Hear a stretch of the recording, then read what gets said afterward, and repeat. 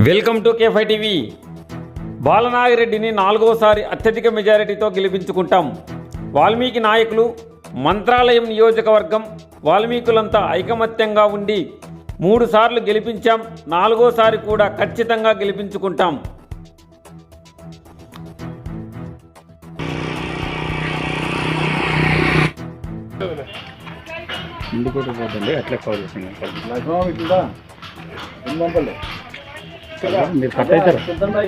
మనం ఇంకెందుకు రండి.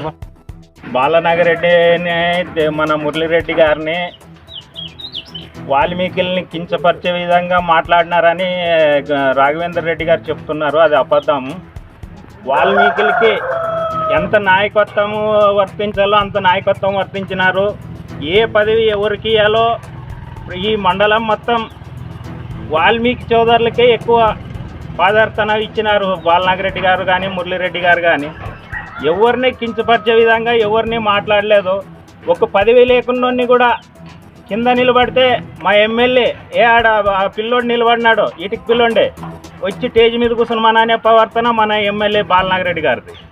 అలాంటి వారిని ఈరోజు రోడ్లు చూసుకున్నాడో లేదో, రోడ్ల మీద వెళ్తున్నాడో లేదో అని రాఘవేంద్ర రెడ్డి గారు మాట్లాడుతున్నారు.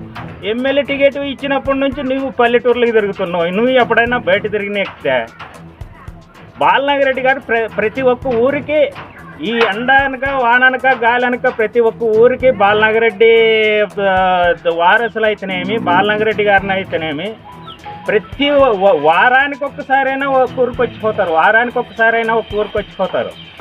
రోడ్లే సరిగా లేవని చెప్తుండవు. యారు ఊర్లో రోడ్లు లేవో నాకు వచ్చి చూపించమంటే చూపిస్తాను. నీకు వస్తే రాఘవేంద్ర రెడ్డి గారు వస్తే యారో ఊర్లో ఎంత అభివృద్ధి చేసినాడో బాలనాగిరెడ్డి గారు, యా ఊరికి ఏ నీళ్ళు ఏం సమస్య తీర్చినాడో అన్నీ చెప్తాం. నీవు ఊకే కించపరిచే విధంగా ఇప్పుడు టీడీపీ వాళ్ళు ఎమ్మెల్యే టికెట్ ఇచ్చినారని ఏదో నోరు దగ్గర పెట్టుకోవాలి, నోరు జారే మాటలు మాట్లాడకూడదు. మమ్మల్ని చేతులు కట్టి బయట నిలబెట్టిన వార్తలు ఎప్పుడున్నాయి? నిన్ని కూడా ఇంతకుముందు నీవు వైసీపీలో ఉన్నావు, మీ నాయన వచ్చినాడు, ఏడ కూర్చొని పెట్టినాడు మిమ్మల్ని, ఆయనకంటే ఎక్కువ స్థాయిలో కూర్చొని పెట్టినాడు మీ నాయన్ని. అది కూడా గుర్తించుకోలేదా రాఘవేంద్ర రెడ్డి గారు? చూసి తెలుసుకో మాట్లాడాలి. ఎందుకంటే ఇంక ఎక్కువ నీకు సమయం మేము ఇయ్యము. వాల్మీకుల మీద ఎక్కువ నువ్వు విమర్శించే మాటలు మాట్లాడితే మేము కూడా భరించుకోము. నీకు వాల్మీకి టికెట్ ఇచ్చింటాడు, నీ సత్తా ఏమో నువ్వు చాటుకో, మా బాలనాగిరెడ్డి గారి సత్తా ఏమో మేము చాటి చూపిస్తాం. దానికి ఆయన చేసినారా? ఇందుక కామ్గానే అధికారంలో ఉన్నారు కదా, ఏం చేసినారు? ఇందుకు ముందు ఉన్నారు. మా ఎమ్మెల్యే 40 రోడ్లు వేసినారు, ఎక్కడ గెలిచి లేకుండా ఉంటే పొద్దుడు ఊరికని వేసినారు. 14 సంవత్సరాలు టీడీపీలో అధికారం ఉంది ఇక, వాళ్ళు ఏం చేసినారు? ఏం చేయలేదు. పులికాం ప్రాజెక్ట్ నుంచి మేము నీళ్ళు తెచ్చినారు, తాగునీరు. ఇంకా ఫిల్టర్ బెడ్లు కానీ బిగిస్తున్నారు తాగునీరుకి. ఎమ్మెల్యే ఎంత కష్టపడుతున్నారో మాకు తెలుసు, కానీ వాళ్ళు ఏమో మాట్లాడుతున్నారు ఊరికే. మమ్మల్ని ఎంత ఎమ్మెల్యే నీళ్ళ విధంగా ఎంత కష్టపడుతున్నాడో అందరినీ, ఎటువంటి సర్పంచులు కానీ అందరిని పిలిచి నీళ్ళు తాగునీటి నీళ్ళ సమస్యలకి ఎప్పటికైనా కానీ ఇప్పటికైనా మీటింగులు పెట్టి ఎక్కడైతే ఇబ్బంది ఉండదో చూసుకోండి అనే సమస్య చెప్తున్నాడు. కానీ ఎప్పుడు చెడు మాట చెప్పే అవకాశం మా ఎమ్మెల్యే దృష్టిలో లేదు. ఇంకోటి, ఎమ్మెల్యేని మీరు పోయి మాట్లాడకపోతే గేట్ బయట నిలబెట్టి మా ఎమ్మెల్యే మా భుజాల మీద చేసుకొని కూర్చుంటాడు, కానీ చేయలు కట్టుకుని నిలబడతామని చెప్పి ఆయన ఆరోపణ చేసినారు. మీరేమంటారు? ఎమ్మెల్యే ఇంటికి పోతే ఏం జరుగుతుంది? డైరెక్ట్ ఎమ్మెల్యే పిలుచుకొని మాట్లాడుతున్నారు.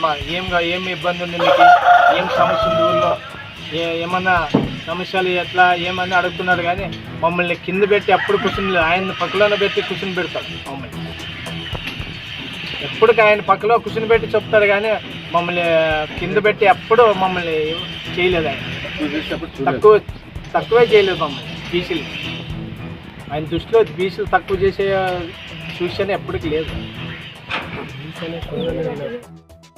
నీ వెనక బీసీలు ఎంతమంది ఉందో చూపించుకో, మా ఎమ్మెల్యే వెనక ఎంతమంది ఉండో మేము చూసుకుంటాం.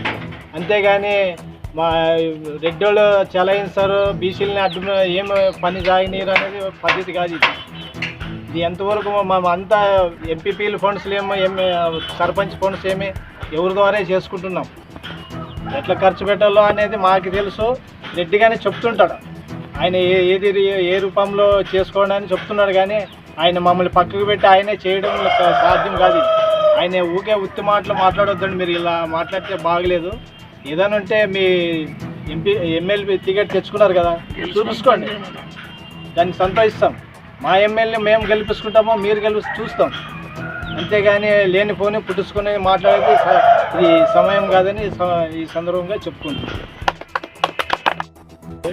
కొత్త పంచాయతీ మా ఎమ్మెల్యే బాలనాగిరెడ్డి వందగల్లో ఉండే మా ఎమ్మెల్యే వైఎస్ఆర్ పార్టీ వచ్చినప్పటి నుంచి కొత్త పార్టీ చేసిన బాలనాగిరెడ్డి సారు మాకి అది వచ్చినప్పటికి మాకు చాలా సంతోషము. మా ఊరికి తాగే నీళ్ళు చాలా ఇబ్బంది ఉండే. ఎమ్మెల్యే దిద్దు చెరువు కాడి నుంచి బోరేసి వాటి నుంచి 10 లక్షల ఫండ్ తెచ్చి ఇంటింటికి కొళ వేసి అదేవిధంగా సీసీ రోడ్లు 3 రోడ్లు వేసాడు మా ఊర్లో. ఒకటి 14 లక్షలతో ఒకటి 12 లక్షలతో ఇంటింటికి చిన్నూరైనైతే సింట్లేదు ట్యాంక్ ఎక్కించి ప్రతి ఇంటింటికి కొళ వేసి అభివృద్ధి బాగానే చేసినాడు ఎమ్మెల్యే బాలనాగిరెడ్డి సారు. అదేవిధంగా అమ్మాము 4సారి ఎమ్మెల్యే గెలుపుకొని అత్యధిక మెజార్టీతో గెలిపించుకుంటామని ఈ అవకాశం ఇచ్చిన మాకు సందర్భంగా కోరుకుంటాం.